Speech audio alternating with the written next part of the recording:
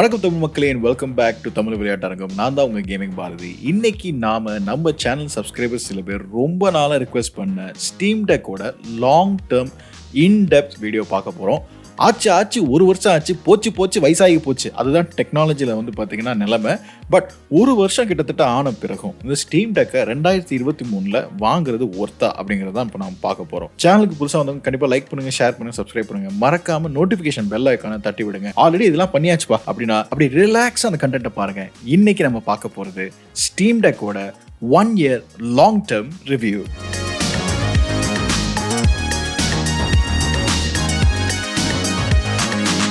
ஸ்டீம்டெக் வாங்கும்போது பார்த்தீங்கன்னா first of all பார்த்தீங்கன்னா அது இந்த மாதிரி ஒரு சாதாரண ஒரு பாக்ஸில் தான் ஷிப் ஆகுது. கொஞ்சம் பாக்ஸ் பேட் கண்டிஷனில் இருக்குது, அது கண்டுக்காதீங்க. பட் பாக்ஸ்குள்ளே இருக்கிற விஷயத்தை நம்ம பார்த்தோம்னா கண்டிப்பாக இப்படி சம்திங் இம்ப்ரெசிவ். ஓப்பன் பண்ணி ஃபஸ்ட்டு மேலே பார்த்தீங்கன்னா இந்த மாதிரி ஒரு லே அவுட் இருக்கிற ஒரு பிரிண்ட் அவுட் இருக்குது. இதில் அவ்வளோ ஒன்றும் பெருசாக ஒன்றும் கிடையாது, ஓரமாக போடு. அப்புறம் மெயின் ஐட்டம் எஸ். ஆனால் இதை பார்க்கறதுக்கு முன்னாடி பாக்ஸை கொஞ்சம் மேலே வச்சுட்டு ஃபஸ்ட்டு உள்ளுக்குள்ளார அந்த குட்டி பாக்ஸ் என்ன இருக்குன்னு பார்த்துருவோம். இந்த பாக்ஸ்குள்ளார தான் சார்ஜர் இருக்கும். ஸ்டீம்டெக்கோட சார்ஜர் இது ஒரு 45 watt USB-C டைப் சார்ஜர். ஒரு பவுச்சோட வேறு வருது பாருங்கள். நல்ல இது ஹை குவாலிட்டியான பவுச். இது ஆக்சுவலி பார்த்தீங்கன்னா இந்த சார்ஜர் ஸ்டோர் பண்ணி ட்ராவல் அப்போ எடுத்துகிட்டு போகிறதுக்குன்னு நினைக்கிறேன். It's very high quality. இதுதான் மெயின் சார்ஜரு. இது பின்னு பார்த்தீங்கன்னா நம்ம ஊர் பின்னு கிடையாது, கொஞ்சம் அடாப்டர் வாங்கணும்னு நினைக்கிறேன். ஏன்னா ஸ்டீம்டெக் இன்னும் அஃபிஷியலாக இந்தியாவில் அவைலபிள் கிடையாது. பட் USB-C தான், 45 watts, நல்ல ஒரு குவாலிட்டியான கன்ஸ்ட்ரக்ஷன் சார்ஜர் இருக்குது. பட் ஓகே, பார்க்க வேண்டியதெல்லாம் பார்த்தாச்சு. டப்பா ஓரம் கட்டிட்டு மெயின் ஐட்டத்துக்கு போவோம். இது வைப்பிங் கிளாத்து, ஸ்டீம்டெக்கோட வைப்பிங் கிளாத்து பாருங்கள், micro fibre cloth, cleaning cloth. அப்புறமேல அதை பார்ப்போம். இப்போ main item Steam Deck. Alright, your games are going places. இந்த ஹார்ட் ட்ராவல் கேஸ் பார்த்தீங்கன்னு வச்சுங்களேன், இட் ஃபீல்ஸ் ரியலி சாலிடுங்க. அதாவது நல்ல ஒரு ஸ்டர்டியான கன்ஸ்ட்ரக்ஷன் இருக்குது இதுக்கு. இப்போ இந்த மேலே இந்த ஸ்டீமோட அந்த லோகோ போட்டிருக்காங்க பாருங்கள், அந்த ஸ்டீம்டெக்கோட லோகோ. ஓப்பன் பண்ணிங்கன்னா உள்ளுக்குள்ளார பார்த்தீங்கன்னா அதே மாதிரி ஹார்ட் சர்ஃபேஸ், பட் ஆனால் உள்ளே சாஃப்ட் டச் மாதிரி இருக்குது. வெளியில் எடுக்கிறதுக்கு ஈஸியாக தான் அந்த டேபு கொடுத்துருக்காங்க. அதை அப்படி வச்சு புல் பண்ணோம்னா அழகாக கையில் வெளியில் வந்துடுது. ரொட்டேட் பண்ணி பார்க்குறதுக்கு முன்னாடி ஃபஸ்ட்டு இந்த கேஸையும் பின்னாடி என்ன இருக்குன்னு பார்த்துருவோம். இங்கே பின்னாடி பார்த்தீங்கன்னா ஒரு ஃப்ளாப் மாதிரி இருக்குது. நீங்கள் லைக் எதிலாச்சும் நீங்கள் சொருகி வைக்கிறதுக்கோ இல்லை அப்போ நம்ம அந்த சார்ஜரோட பவுச் பார்த்தோம் தெரியுமா, அந்த பவுச்சுக்குள்ள சார்ஜரை வச்சு பின்னாடி வைக்கிறதுக்கு யூஸ் பண்ணிக்கலாம். பட் இதுதாங்க மெயின் ஐட்டம். இதுதான் நம்ம ஸ்டீம்டெக். நீங்கள் வாங்கும்போது பார்த்தீங்கன்னா இது நீங்கள் செட்டப் பண்ணணும். இப்போ நான் ஆல்ரெடி அன்பாக்ஸ் பண்ணிட்டதுனால இது ஆல்ரெடி செட்டப் பண்ணி இருக்குது. மெமரி கார்டும் உள்ளே இருக்குது. Let's just turn it on. Okay, இதுதான் பேசிக் இன்டர்ஃபேஸுங்க. தட்ஸ் இட், அவ்வளோதாங்க ஸ்டீம்டெக்கோட அன்பாக்சிங். இப்போது நம்ம கண்டென்ட்டுக்கு போவோம். ஸ்டீம்டெக்ல நமக்கு நல்லாவே தெரியும் 3 விதமான ஸ்டோரேஜ் ஆப்ஷன்ஸ் கொண்ட மாடல்ஸ் உண்டு. அதில் நான் இங்கே வச்சிருக்கிறது 512 GB ஸ்டோரேஜ் வெர்ஷன். இருந்தாலும் ஸ்டீம்டெக்ல கேம்ஸ் ரொம்பவே ஸ்பேஸ் ஆக்கியபை பண்ணுங்க. ஸோ கண்டிப்பாக இதில் ஒரு நல்ல மைக்ரோ SD கார்டு போட்டு எக்ஸ்பேண்ட் பண்ணிக்கோங்க. நான் வாங்கின மைக்ரோ SD கார்டோட லிங்க் டிஸ்கிரிப்ஷன் பாக்ஸில் இருக்குது. ஸோ ஸ்டீம்டெக் யூசர்ஸ் உங்களுக்கு தேவைப்பட்டுச்சுன்னா அந்த லிங்கை கிளிக் பண்ணி அந்த டைப் ஆஃப் SD கார்டை வாங்கிக்கோங்க. மேலும் நல்ல குவாலிட்டியான கிளாஸாக இருந்தாலும் நம்ம ஸ்மார்ட் ஃபோன்ஸ் மாதிரியே இதுவும் ஸ்க்ராட்ச் ஆக வாய்ப்பு அதிகமாகவே இருக்குது. ஸோ நம்ம ஸ்க்ரீன் ப்ரொடெக்டர் எப்படி ஃபோன்ஸ்க்கெலாம் போடுவோம், அதே மாதிரி இந்த ஸ்டீம்டெக்குக்கும் ஸ்க்ரீன் ப்ரொடெக்டர் ஒன்று போடுறது மை ரெக்கமெண்டேஷன். இதோட லிங்க்ஸ் எல்லாமே மறுபடியும் சொல்கிறேன், டிஸ்கிரிப்ஷன் பாக்ஸில் இருக்குங்க.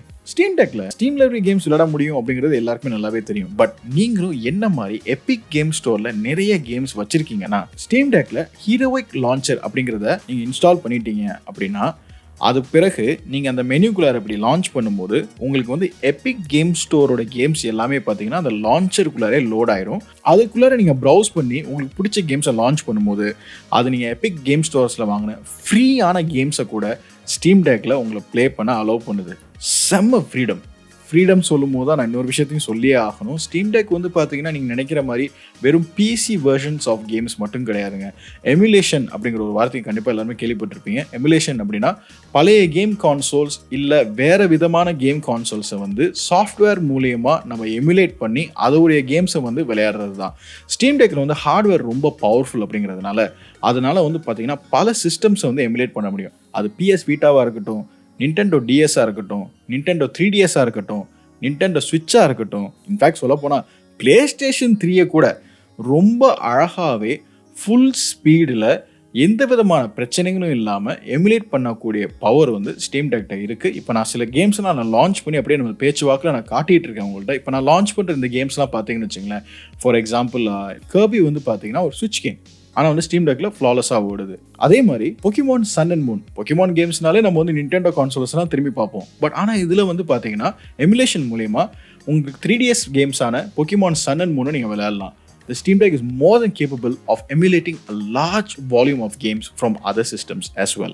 Emulation ஒரு பக்கம் விட்டுருங்க, 2023 ஆயிடுச்சு. இன்ஃபேக்ட் இன்னும் ஒரு மாசம் போய் February வந்துச்சுன்னு வச்சுங்க, Steam Deck ரிலீஸ் ஆகி கிட்டத்தட்ட ஒரு வருஷம் ஆயிடுக்குங்க. அப்பதான் நமக்கு ஒரு கேள்வி வரும், இதை தாண்டி இப்போ நிறைய ஹேண்ட்ஹெல்லாம் வந்துருச்சு. ஃபார் எக்ஸாம்பிள் ஆயா நியோலேருந்து அடுத்த ஒரு ஹேண்ட்ஹெல் கான்சோல் வந்திருக்கு. ஜிபிடி அப்படிங்கிற ஒரு கம்பெனிலேருந்து பார்த்தீங்கன்னா ஒரு ஹேண்ட்ஹெல் கான்சோல் வந்திருக்கு. இதெல்லாம் பார்த்தீங்கன்னா Steam Deck விட ஆன் பேப்பர் ஸ்பெக்ஸ் வைஸ் பார்க்க போகும்போது மோர் பவர்ஃபுல் தான். கண்டிப்பாக வந்து it's capable of running games at higher குவாலிட்டிங்க. ஆனால் இருந்தாலும் 2023 நான் இன்னமும் பர்சனலாக ரெக்கமெண்ட் பண்ணுறது ஸ்டீம் டெக் தான். காரணம் என்னங்கிறத நான் சொல்கிறேன். ஸ்டீம் டெக்கோட மெயின் ட்ராவே பார்த்தீங்கன்னா அதோட யூசர் இன்டர்ஃபேஸ். நான் இப்போ சொன்ன அந்த கேமிங் ஹேண்ட்ஹெல்ஸ்லாம் இருக்குங்களேங்க, அது எல்லாமே பார்த்தீங்கன்னா விண்டோஸ் பேஸ்ட். ஸ்டீம் டெக்கில் நீங்கள் விண்டோஸ் போடலாம், பட் ஸ்டீம் ஓஎஸோட இன்டர்ஃபேஸும் அது உங்களுக்கு கொடுக்குற கஸ்டமைசேஷன் ஆப்ஷன்ஸும் நிறைய. அதே மாதிரி ஸ்டீம் டெக் வந்து தன்னோட ஓன் ஓஎஸை ரன் பண்ணுறதுனால கேம்ஸை வந்து அதுக்கு ஆப்டிமைஸ் பண்ணுறது ரொம்ப ரொம்ப சுலபங்க. நீங்கள் வந்து ஒரு பேசிக் கேம், ஒரு டியூனிக் மாதிரி ஒரு எக்ஸாம்பிள் எடுத்துக்கிங்களேன். இந்த கேமை வந்து நீங்கள் ரன் பண்ணும்போது எனக்கு அவ்வளோவா பவர் தேவையில்லை அப்படின்னு சொல்லிட்டு நீங்கள் செட்டிங்ஸில் போயிட்டு நீங்கள் வந்து சிபியோட வாட்டேஜை கூட குறைச்சி நீங்கள் பேட்டரி லைஃபை இன்க்ரீஸ் பண்ணலாம். இல்லை எனக்கு வந்து ட்ராவல் அப்போ நான் வந்து கண்டிப்பாக AAA டைட்டில் இன்னைக்கு விளாண்டு முடிச்சே ஆகணும் அப்படின்னு சொல்லி நினச்சிங்கன்னா, ஒரு உதாரணத்துக்கு ஒரு விச்சர் எடுத்துக்கோமே. விச்சர் கேமை நீங்கள் லான்ச் பண்ணுறீங்க, அதில் பார்த்தீங்கன்னா ஸ்டீம் டெக்கில் நீங்கள் செட்டிங்ஸை வந்து ரொம்ப ஒன்றும் டியூன் பண்ணணும்னு தேவையில்ல. ஜஸ்ட் ஒரு பேசிக் அட்ஜஸ்ட்மெண்ட் பண்ணின்னு வச்சுங்க, ஹை செட்டிங்ஸை நீங்கள் விச்சர் 3 விளையாடலாம். எவ்வளோ பெரிய விஷயம் தெரியுமா? கொஞ்சம் வருஷத்துக்கு முன்னாடி நீங்கள் விச்சர் 3 கையில் வச்சு விளையாட முடியும்னு சொல்லியிருந்தீங்கன்னா நான் நம்பியிருக்கவே மாட்டேன். அடுத்தது ஸ்டீம் டெக் வந்து பார்த்தீங்கன்னா it's fully open console. Just சாஃப்ட்வேரில் மட்டும் கிடையாதுங்க, ஹார்ட்வேர்லேயும் தான்.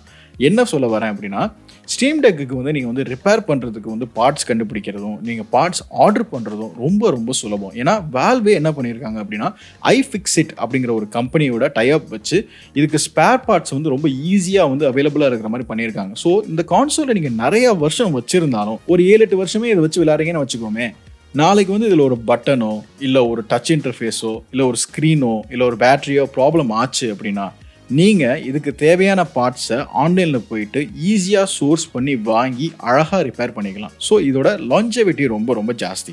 சரிங்க, ஆனால் வந்து ஸ்டீம் டெக் வந்து இப்போ வந்து கிட்டத்தட்ட ஒரு வருஷம் ஆக போகுதுங்கிறீங்க. இனிமே இதை வாங்குறதுக்கு நான் ஸ்டீம் டெக் 2 வாங்கிட்டு போயிடுவேனே அப்படின்னு சொல்லி சில பேர் யோசிக்கலாம். அதுக்கும் ஒரு பதில் இருக்குது.